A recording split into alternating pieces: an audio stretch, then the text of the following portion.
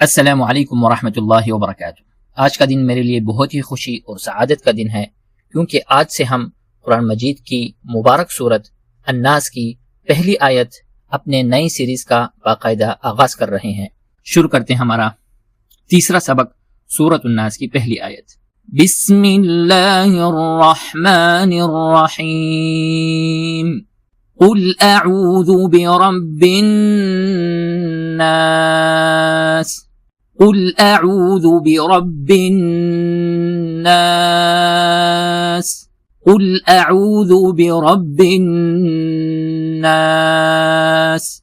اس آیت کا جو پہلا لفظ ہے وہ ہے قل۔ قل قل قل کو ہم اس طریقے سے ادا کریں گے کہ قاف جو کہ دو نقطے ہیں اس کے اوپر، اس قاف کو ہم موٹا کر کے ادا کریں گے، کیونکہ قاف حروف مستعلیہ میں سے ہے، اس کو ہمیشہ پر طریقے سے ادا کیا جائے گا۔ تو ہم پڑھیں گے قل، ہم کل نہیں پڑھیں گے بلکہ پڑھیں گے قل قل، اور لام کے اوپر ہم نے حرکت نہیں دیتی، جس طرح بعض لوگ پڑھتے ہیں قل قل اعوذ قل، تو یہ غلط ہے، بلکہ لام کے اوپر سکون ہے تو ہم نے اس کو بغیر حرکت کے ادا کرنا ہے۔ ہم پڑھیں گے قل قل۔ دوسرا جو لفظ ہے وہ ہے اعوذ اعوذ اعوذ۔ شروع میں حمزہ ہے، ایک ہی آواز نکالنی ہے اور اس کے بعد ہے عین۔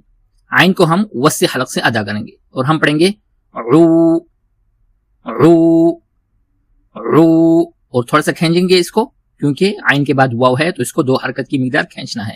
ہم پڑھیں گے اعو اعو، اور اس کے بعد جو حرف ہے وہ ہے ذال، جس طرح کہ ہم نے پچھلے سبق میں پڑھا تھا کہ ذال کو ہم ہمیشہ نرمی کے ساتھ ادا کریں گے، زبان کی نوک کو اوپر کے جو دو دانت ہیں ان کے ساتھ لگانا ہے۔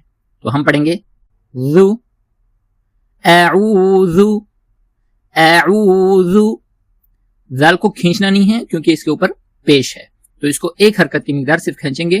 ہم پڑھیں گے اعوذ اعوذ قل اعوذ قل اعوذ قل اعوذ۔ تیسرا جو لفظ ہے وہ ہے برب برب برب۔ را کے اوپر جب بھی فتحہ آ جائے، زبر آ جائے، اس را کو ہم پر طریقے سے ادا کریں گے۔ تو ہم برب نہیں پڑھیں گے بلکہ برب، را را زبر را، را فتحہ را، تو ہم اس کو را پڑھیں گے، را نہیں پڑھیں گے، برب پڑھیں گے، برب برب۔ اور با کو ہم نے ملانا ہے ناس کے نون کے ساتھ۔ ہم پڑھیں گے برب۔ الف لام کے اوپر چونکہ کوئی بھی حرکت نہیں ہے اس وجہ سے اس کو نہیں پڑھیں گے۔ با کو ہم نے نون کے ساتھ ملانا ہے، چونکہ نون کے اوپر شدہ ہے تو ہم نے آخری والا لفظ جو ناس ہے اس کے اوپر غنہ کرنا ہے۔